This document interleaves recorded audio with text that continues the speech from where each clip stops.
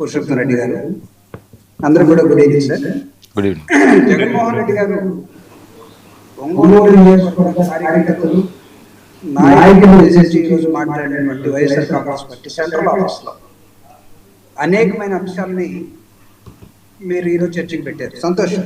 ఎందుకంటే ఇలాంటి అంశాలని చర్చకి పెట్టకపోతేనే టీవీ డిబేట్లు కానీ లేకపోతే టీవీ యాంకర్స్ కానీ అయ్యో ఇది ఎందుకు పెట్టలేదని అనుకునే ఒక ఆలోచన ఉంటుంది. But it's very good news.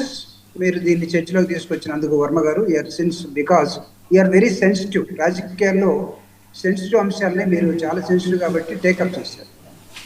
Jaganmohan Reddy గారు చదివి వినిపించినటువంటి అనేకమైన ఘటనలు ఇవన్నీ జరగనివే కాదండి, అన్ని జరిగిన వాటినే. That to recent past. ఈ దాదాపు 21 నెలలుగా కూటమి ప్రభుత్వంలో వాళ్ళు ముగ్గురు కలిసి, కొంతమంది బీజేపీ నాయకులు దూరంగా ఉన్నారు, ప్రధానంగా తెలుగుదేశం జనసేన పార్టీ నాయకులు కలిసి చేసినటువంటి వికృత కీడలు ఏవైతే ఉన్నాయో వాటిని మీలాంటి వాళ్ళు పబ్లిష్ చేశారు, పత్రికల్లో వేశారు, సోషల్ మీడియాలో చాలా భీకరంగా అవి ప్రాచుర్యం పొందాయి. వాటిని మాత్రమే జగన్మోహన్ రెడ్డి గారు రాజకీయాల్లో ఇలాంటి జరుగుతున్నప్పుడు 40 సంవత్సరాలు 50 సంవత్సరాలు ఇండస్ట్రీ ఉందని చెప్పుకునేటువంటి వాళ్ళు చేసేది నిజంగా పరిపాలన, లేకపోతే అబద్ధాలతో బతికేసి కాలాన్ని గడిపేస్తారా? ఇది ఆయన వేసినటువంటి క్వశ్చన్. మీకు నేను మహేష్ యాదవ్ తోటి నేను ప్రారంభిస్తాను, ఎందుకంటే అది కరెంట్ ఇష్యూ కాబట్టి. మాకు ఆయనతోటి ప్రత్యక్షంగా ఎలాంటి ఎనిమిటీ లేదండి. ఆయన స్వయాన ఒక 2 కుటుంబాలు, ప్రముఖ రాజకీయ నేపథ్యం ఉన్నటువంటి కుటుంబాలకు సంబంధించినటువంటి ఒక వ్యక్తి. వాళ్ళ నాన్నగారు ప్రజెంట్ ఎమ్మెల్యే, గతంలో ఎమ్మెల్యే, టీటీడీ చైర్మన్ సుధాకర్ గారు, అది రాయలసీమ ప్రాంతం నుంచి. వాళ్ళ మామగారు స్వయాన ఈస్ట్ గోదావరిలో తుని దగ్గర మాజీ స్పీకర్గా తెలుగుదేశం పార్టీకి థింక్ ట్యాంక్గా ఉన్నటువంటి యనమల రామకృష్ణుడు గారు. అదే కాదు, ఈయన మహేష్ గారు ఏలూరుకి ఎంపీ అయితే మహేష్ గారి వైపు యనమల రామకృష్ణ గారి భార్య కూతురు కుమార్తె తుని ఎమ్మెల్యే. ఈయన గారు చేసిన నిర్వాహకం ఏంటంటే, ఆయన నాకు తెలిసి ఆయన జస్ట్ పార్టీకి వెళ్ళి ఆ డ్రగ్స్ తీసుకున్నాడు అని అనుకుంటే పొరపాటు సార్. మీరు ఈరోజు వాళ్ళ ఎఫ్ఐఆర్ రిపోర్ట్ చూసినట్లయితే, దీపక్ రెడ్డి గారు నాతోటి దీన్ని కాన్ఫ్లిక్ట్ చేయించామో కానీ వాళ్ళు పోలీసులు ఇచ్చినటువంటి ఎఫ్ఐఆర్లో ఏం చెప్పారంటే, ఇది ఒక పెద్ద బిజినెస్ మోడల్గా మార్చడం కోసం ఈ వ్యక్తులందరూ ఒక చోట చేరారు. అంటే ఏం బిజినెస్ చేస్తున్నారు? చంద్రబాబు నాయుడు గారి ఎంపీలు కొకైన్ని, మాదక ద్రవ్యాలని ఏ విధంగా దేశవ్యాప్తంగా వీటిని విస్తృతంగా జనంలోకి తీసుకెళ్లి వాటిని అలవాటు చేయాలి అంటే ఇది ఒక పెద్ద వ్యాపారం. ఈ వ్యాపారంలో పార్లమెంట్ జరుగుతున్నప్పుడు, సాటర్డే సండే హాలిడేస్ ఉన్నప్పుడు ఒక పార్లమెంటరీగా ఉండాల్సినటువంటి ఆయన పార్లమెంట్లో ఈ రోజు దాకా కనీసం మాట్లాడాడో లేదో నాకు తెలియదు. ప్రమాణ స్వీకారం తర్వాత మా దీపక్ రెడ్డి గారే చెప్పాలి. ఎందుకంటే దీపక్ రెడ్డి గారు నాకు ఐ రెస్పెక్ట్ హిమ్. పార్లమెంటేరియన్గా ఆయన ఎమ్మెల్సీగా ఉన్నప్పటికీ, ఆయన స్పోక్స్ పర్సన్ సెంట్రల్లో ఉన్నప్పటికీ వైఎస్ఆర్ టీడీపీకి కొంచెం పార్లమెంటరీ పార్టీ లక్షణాలు వాళ్ళ ఫ్యామిలీ బ్యాక్గ్రౌండ్ ఉంది కాబట్టి పుట్టికి పుచ్చుకొని మాట్లాడుతూ ఉంటాడు. దీన్ని ఆయనని కండెమ్ చేయడానికొనే భావిస్తా ఉన్నా. It is up to him.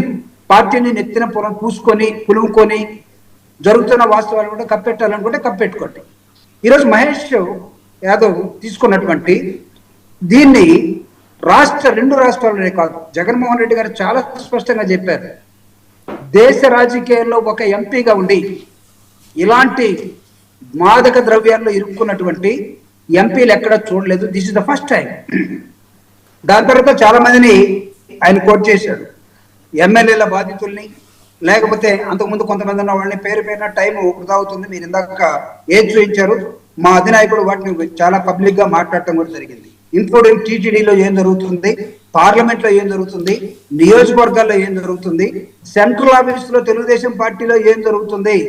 ఏదో జస్ట్ లైక్ దట్ ఇలాంటి జరిగినప్పుడు ఒక షోకాజ్ నోటీస్ ఇచ్చి 5 రోజుల్లో 6 రోజుల్లో లేకపోతే క్రమశిక్షణ కమిటీ దగ్గరికి పిలవండి, వాళ్ళ సంగతి తేల్చండి. ఈ బ్రేకింగ్ కాదండి. తిరువురులో ఏం జరుగుతుంది, కొలికిపూడి వర్సెస్ ఎంపీ గారిలో ఇష్టం అసలు కంట్రోల్. నేను అడుగుతూ ఉన్నా, ఎమ్మెల్యేల మీద, ఎంపీల మీద తెలుగుదేశం పార్టీకి కంట్రోల్ ఉందా? లేదు. వాళ్ళు విచ్చలవిడిగా వదిలేశారు. ఎందుకు వదిలేశారు? బడ్జెటరీ అలికేషన్స్ ఎప్పుడైతే నియోజకవర్గాలకు లేవో, whether it is parliament are assembly, budget ద్వారా ఏ అభివృద్ధి సంక్షేమ కార్యక్రమాలు లేవో, ఎమ్మెల్యేలు, ఎంపీలు తెగబడి వాళ్ళు సొంత వ్యాపారంలోకి వెళ్ళిపోయారండి.